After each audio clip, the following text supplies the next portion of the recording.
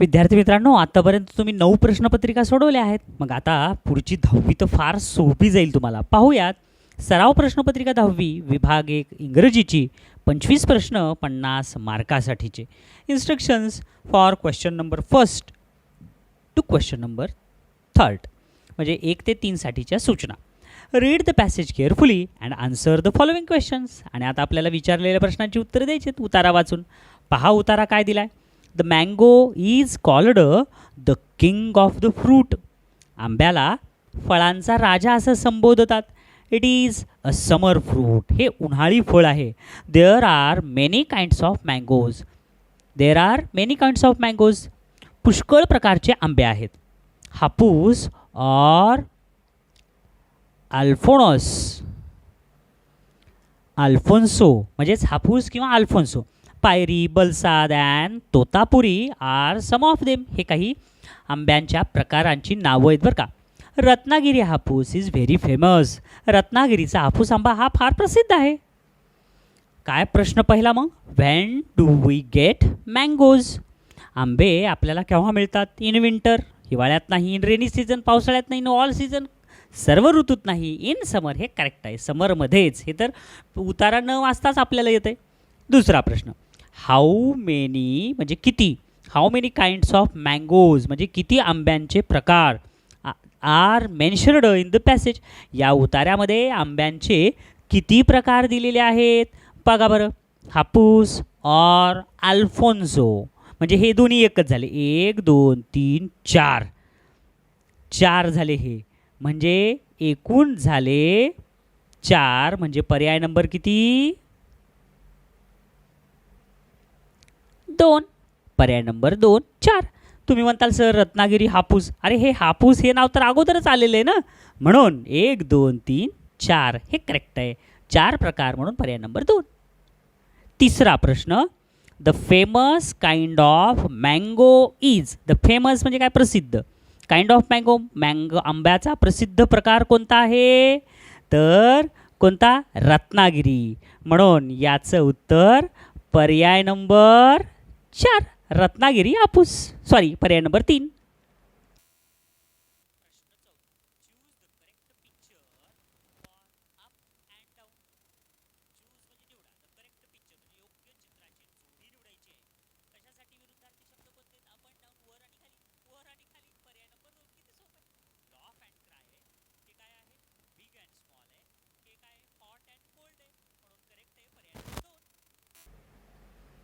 बघा. 5वा प्रश्न. Which of the following is not message. खालीलपैकी संदेश कोणता नाही आहे? बघा आता. Be kind to animals. प्राण्यांसोबत दयाळूपणे वागा, हा तर संदेश आहे. Help the poor in need. गरजू लोकांना मदत करा, हे पण संदेश आहे. Make friends with books. Make friends with books. पुस्तकांनाच आपले मित्र बनवा, हे पण संदेश आहे. मनी मेक्स यू हॅपी. पैसे तुम्हाला आनंदी करू शकतात. हे संदेश नाही आहे. म्हणून 5व्याच उत्तर पर्याय नंबर 4. पुढचा प्रश्न काय दिला आहे? पुढचा प्रश्न 6वा. Complete the motto. मोटो म्हणजेच काय? घोषवाक्य. मग आता घोषवाक्य पूर्ण करायचं. ब्रीदवाक्य. Dash dash are our best friends. Money हे आपला सगळ्यात जवळचा मित्र आहे का? चुकलं. Trees are our best friends. हे करेक्ट आहे. तरी पुढचं बघूया. काऊज, गाई हे आपल्या जवळच्या मित्र आहेत. चुकलं. TVs R our best friend. चुकलं. टीव्ही असं कुठं होऊ शकतंय का? म्हणून 6व्याचं उत्तर आहे करेक्ट पर्याय नंबर 2 वृक्ष. बघा. 7वं काय? Choose the correct sentence. योग्य वाक्य निवडा. फ्रॉम द फॉलोइंग म्हणजे खालीलमधून वाक्यामधून योग्य वाक्य निवडायचं आहे. मग कोणतं येईल? Number 1.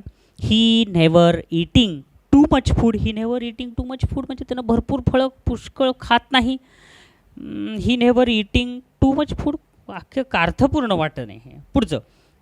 He never eat too much food.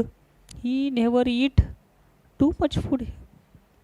ही तृतीय पुरुषी एकवचनी करताय. मग ईटला ईट्स पाहिजे होतं. चुकलं. करता आणि साधा वर्तमान काळ असेल तर क्रियापदाला यस किंवा येस प्रत्यय लागते, म्हणून दुसरं येणार नाही.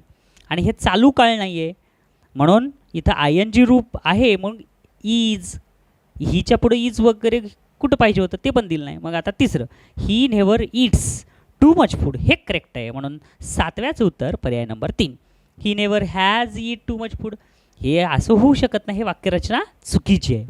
रचना साध्या वर्तमान काळाची कर्ता आधी क्रियापदाचे पहिले रूप आणि त्याला यस किंवा यस प्रत्यय, आणि हे काय आहे ॲडव्हर्ब आलेलं आहे. ही नेवर ईट्स क्रियापदाच्या अगोदर येते काही, आणि त्याच्यामुळं ह्या वाक्य अर्थपूर्ण झालेलं आहे, जे इथं होत नाही. Complete the sentence using the correct word from the given option, म्हणजे दिलेल्या पर्यायातून आपल्याला कंप्लीट द सेंटेन्स वाक्य पूर्ण करायचं युझिंग द करेक्ट वर्ड, योग्य शब्द वापरून, फ्रॉम द गिवन ऑप्शन पर्यायातून. Our body dash dash itself, मग 8व्याचं उत्तर काय आहे, our body dash dash itself repair itself नाही, रिपेअरिंग इटसेल्फ नाही, रिपेयर्स हे करेक्ट आहे. तृतीय पुरुषी एकवचनी करता असेल तर क्रियापदाला यस किंवा यस प्रत्यय लागतो, म्हणून आवर बॉडी रिपेअर्स इटसेल्फ, आपली जी शरीर आहे ते स्वतःहून दुरुस्त करतं. प्रश्न 9, find the incorrect plural form of the word. मग आपल्याला अनेक वचनी रूप आपल्याला आता शोधायचं आहे. फाइंड द इनकरेक्ट म्हणजे चुकीचं plural form of the word, चुकीचं अनेक वचनी रूप. ऑक्सचं अनेक वचन ऑक्सन हे बरोबर आहे. चाइल्डचं अनेक वचन चिल्ड्रन हे बरोबर आहे. टीथचं अनेक वचन टीथ हे बरोबर आहे. टूथचं अनेक वचन टीथ हे बरोबर आहे. आणि फीटचं अनेक वचन फूट पाहिजे तर फुट्स दिले हे चुकीचं आहे, म्हणून पर्याय नंबर 4 हे इनकरेक्ट आहे. Number 10, Suresh is at number 19 in a square in a Q, म्हणजे रांगेमध्ये सुरेशचा 19वा नंबर आहे. So he is dash dash in the Q, मग रांगेमध्ये त्याचा कोणता नंबर आहे 19वा. जसं परीक्षेत पहिला आला दुसरा तिसरा असं म्हणतात ना, तसं ऑर्डिनल्स शोधायचेत आपल्याला. 9th चुकलं 19th, मग 10व्याचं उत्तर हे काय आहे 19th, मग 19th हे 19thचं स्पेलिंग बरोबर आहे का, NINE नाही आहे इथं, मग पर्याय 2 येणार नाही. 19th हे करेक्ट आहे, NINETEENTH, म्हणून 10व्याचं उत्तर पर्याय 3. Which of the given words has different pronunciation of vowel U? vowel म्हणजे काय रे स्वर. स्वर जो यू आहे या स्वर यूचा वेगळा उच्चार, प्रोनाऊन्सिएशन म्हणजे काय वेगळा उच्चार असलेला शब्द कोणता. बघा बरं आता यूचं प्रोनाऊन्सिएशन काय होतं यू असा होतंय. मग आता यू असा उच्चार न होणारा शब्द कोणता, बघा सन, पुन्हा हर्ड, पुन्हा पूट. आता इथं ऊ आलं बघा, टब, इथं ऊ येणं गेलंय. इथं हटमध्ये इथं पण ऊ येत नाही, आणि सन इथंही यू सारखा उच्चार येत नाही, मग इथं उच्चार येतो पर्याय number 3. Which of the given words has different pronunciation of vowel you. मग ह्या स्वराचा उच्चार वेगळा आहे आणि याच्यापेक्षा ह्या यू म्हणजे ह्या पुटमधल्या यूचा उच्चार वेगळा आहे, म्हणून 11व्याचं उत्तर पर्याय नंबर 3. बघा 12वा प्रश्न, लुक ॲट द पिक्चर. आता ह्या चित्राकडे पहा. Complete the idiom with correct word of comparison. आपल्याला चित्र बघायचं आहे आणि तुलना ह्याच्याशी योग्य काय ते बघायचं. As dash dash, as and dash dash, मग काय येईल रे as sharp as and arrow. Arrow सारखं एकदम तीक्ष्ण होऊ शकेल का, ठीक आहे असेल. As sharp as a sword, तलवारी सारखं एकदम तीक्ष्ण, दोन्ही बी बरोबर वाटायले. पुढचं ॲज स्विफ्ट ॲज ॲरो, हां बाणासारखी गती हे करेक्ट आहे, म्हणून 12व्याचं उत्तर पर्याय नंबर 3. बाण वेगवान असतो ना, मग as swift as arrow, as swift as an arrow, म्हणून 12व्याचं उत्तर पर्याय नंबर 3. 13वा प्रश्न, choose the pair of words that do not go together. Choose म्हणजे काय, निवडा. द पेअर ऑफ वर्ड्स म्हणजे शब्दांची जोडी that do not go together म्हणजे एकत्र जात नाहीत असे शब्द कोणते आहेत, मग शोधा बरं. बॅट अँड बॉल बघा हे जोडीनं शब्द येतात बरं का. Choose the pair words that do not go together म्हणजे जोडीनं न येणारे. मग आता हे तर जोडीनं येतातच, बॅट बॉल. क्वेश्चन आन्सर हे पण जोडीने येतात. रीड राईट हे जोडीने येतात. डे अँड मॉर्निंग हे येत नाही, म्हणून 13व्याचं उत्तर पर्याय 4. Which body part is used for testing the food. मग आपल्याला विच बॉडी पार्ट म्हणजे कोणता अवयव is used for testing a food, आपल्याला अन्न टेस्ट करण्यासाठी आपल्याला कोणता बॉडी पार्ट उपयोगाचा आहे, टंग, जीभ बरोबर आहे, माउथ तोंड नाही, टीथ दातांना चव समजतच नाही, जॉ जबडा नाही, तर जीभ फक्त अशी गोष्ट आहे की जिला चव समजते, म्हणून 14व्याचं उत्तर पर्याय नंबर 1. 15वा प्रश्न, चूज फ्रॉम द फॉलोविंग खालील ह्याच्यातून निवडा. Choose from the following the word खालील शब्दातून शब्द निवडायचा आहे. चूज फ्रॉम द फॉलोविंग खालील ह्याच्यातून शब्द निवडायचा आहे. कसा शब्द, that is not related taste टेस्टशी म्हणजे चवीशी निगडीत नाही असा शब्द कोणता आहे, स्वीट, पुगॅजंट, हार्ड. हार्ड म्हणजे काय, कठीण. कठीण हे चवीशी शब्द नाही. बिटर, सॉल्टी, यमी हे सगळे चवीशी निगडीत आहेत, पण हार्ड नाही, म्हणून 15व्याचं उत्तर पर्याय 2.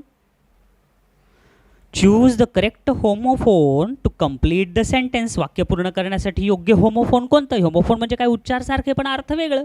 मग असं कोणतं आहे, his answer was dash dash त्याचं उत्तर हे डॅश डॅश. मग त्याचं उत्तर कसं होतं, राईट बरोबर. मग राईट WRIT राईट म्हणजे लिहिणे, रीट म्हणजे ते काही त्याचं उत्तर रीट होतं नाही, राईट RIGHT हे करेक्ट आहे, त्याचं उत्तर बरोबर होतं, म्हणून 16व्याचं उत्तर पर्याय number 3. Choose the wrong living place. Wrong living place चुकीची जोडी राहण्याची ऑफ द ॲनिमल. मग म्हणजे 3 जोड्या बरोबर दिल्यात आणि एक रॉंग आहे. मग कोणती रॉंग आहे बघूया. हॉर्स स्टेबल घोडा तबेल्यात राहतो बरोबर आहे. पिग स्टे हे पण बरोबर आहे. रॅबिट बुरो हे पण बरोबर आहे. टायगर कॅनल चुकलं, टायगर डेनमध्ये राहतो आणि डॉग कॅनलमध्ये राहतो, म्हणून 17व्याचं उत्तर पर्याय 3. प्रश्न 18वा, सी द पिक्चर चित्र पहा अँड डिसाईड युअर आन्सर आणि तुमचं उत्तर निश्चित करा. मग चित्रात काय, मुलगा मुलगी आणि माणूस आहे. मग बघू पर्याय. The boy is between the girl and the man. The boy is between मुलगा बिटवीन म्हणजे काय, दोघांच्या मध्ये. मुलगा दोघांच्या मध्ये चुकलं. द मॅन इज बिटवीन माणूस दोघांच्या मध्ये, माणूस तर दोघांच्या मध्ये नाही चुकलं. द गर्ल इज बिटवीन हा मुलगी दोघांच्या मध्ये आहे. कोणाकोणाच्या, the boy and the man. The boy and the man ह्या दोघांच्या मध्ये गर्ल आहे, म्हणून 18व्याचं उत्तर आहे पर्याय नंबर 3.